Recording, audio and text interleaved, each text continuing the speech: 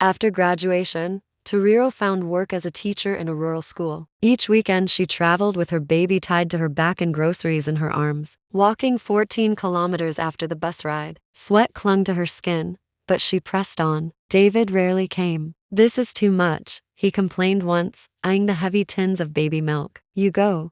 I'll visit when I can." So she went, week after week, until her father's influence moved her closer to the city. Even then, her salary was never her own. Every payday she handed her payslip to David. "Women waste money," he said, echoing his mother's words. "I'll use it wisely." But while Toriro and the baby wore second-hand clothes, David came home with designer shirts. "City life requires a certain standard," he explained smoothly. "You don't need such things." Toriro forced a smile, though inside she wondered if her life mattered at all. By the time their son turned 3, she was pregnant again. That was when David's anger grew darker. Sometimes his belt became his weapon. "Women only listen when they are beaten," he muttered, striking her as she shielded herself. At work he teased her with names of women in his office. "If you leave me, I'll marry someone better. Do you think you're the only one?" The words sank deeper than the blows. Toriro began to think of death. Divorce felt like a greater shame than vanishing altogether. Then came the worst blow. David's father, their main supporter, died. His mother quickly seized control. "I'm in charge now,"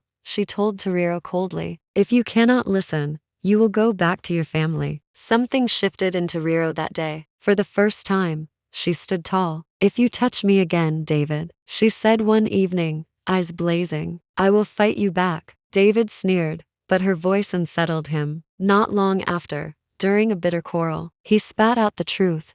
"I never loved you. I only married you because of the pregnancy. My father wanted to avoid a scandal. But now he's gone. I can choose for myself." His words cut deeper than any lash. Toriro's world collapsed, yet in the rubble, a new strength stirred. She realized she was not just a wife or a victim. She was a mother, a woman, and perhaps someday free.